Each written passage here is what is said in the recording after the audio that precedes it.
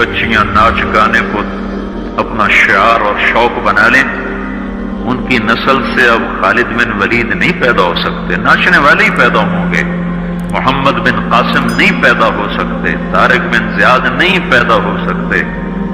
مجھے صلاح الدین یاد آیا، میں بہت رویا، وہ بھی کسی ماں کا جنا ہی ہوا تھا۔ اس کے زمانے میں کرک، ایک ہمارے پاکستان میں کرک ہے، ایک اردن میں کرک ہے، اونچی پہاڑی پر وہ شہر ہے، بڑا دشوار قلعہ ہے، اس پر ایک حکمران تھا عیسائی، اس کا نام تھا ریجنالڈ۔ تو کرک کے قریب سے قافلے گزرتے تھے حج کے، تو اس نے ایک دفعہ حاجیوں کے قافلے پہ حملہ کیا اور کہنے لگا بلاؤ اپنے محمد کو تمہاری مدد کر، اور سارے حاجیوں کو تعطیق کر دیا۔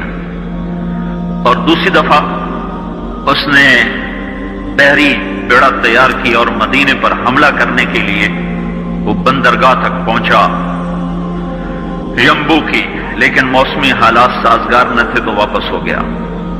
تو حطین کی لڑائی ہوئی ہے فلسطین میں، جس میں سارا یورپ اپنی طاقت کے ساتھ میدان میں اترا تھا، اور ادھر تنہا صلاح الدین ایوبی رحمت اللہ علیہ اکیلا اس لشکر سے ٹکرایا تھا، اور انہیں اس میں ساری رومن امپائر کو شکست ہوئی تھی، تو بڑے بڑے بادشاہ اس میں گرفتار ہوئے، تو اس میں ریجنالڈ بھی گرفتار ہو کے آیا۔ تو کوئی 12 بادشاہ تھے ریاستوں کے جو سامنے اس کے پیش کیے گئے، تو پیاس کی شدت سے سب کا برا حال تھا، تو صلاح الدین نے سب کو پانی پیش کیا، ریجنالڈ کو نہیں پیش کیا۔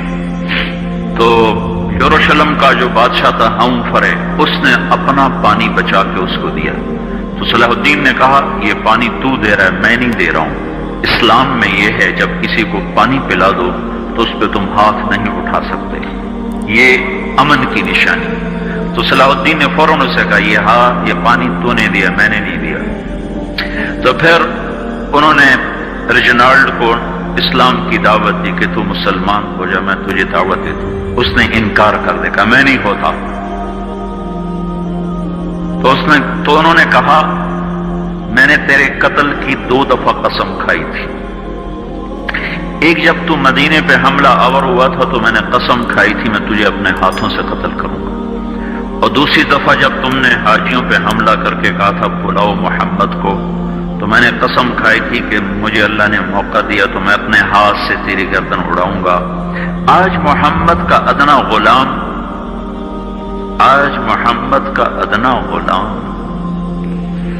تیری اس بات پر یہ فریضہ ادا کرنے کے لیے آ رہا ہے، اور اپنی تلوار سے اس کی گردن اڑائی، وہ پیچھے لٹک گئی، پوری نہیں اڑی، پیچھے لٹک گئی، خوفناک منظر بن گیا۔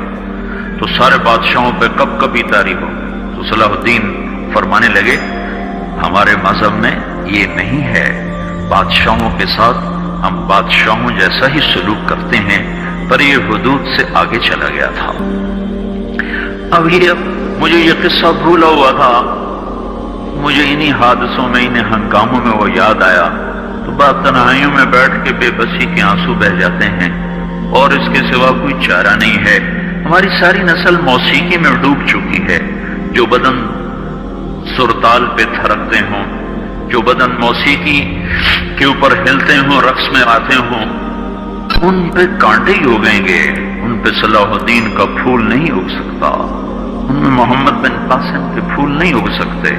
پانچ ہو گئی ہے ہماری نسل، اور یہ یورپ کا سحر ہے جو چل گیا ہے، ہماری بے بسی ہے، ہماری بے بسی ہے۔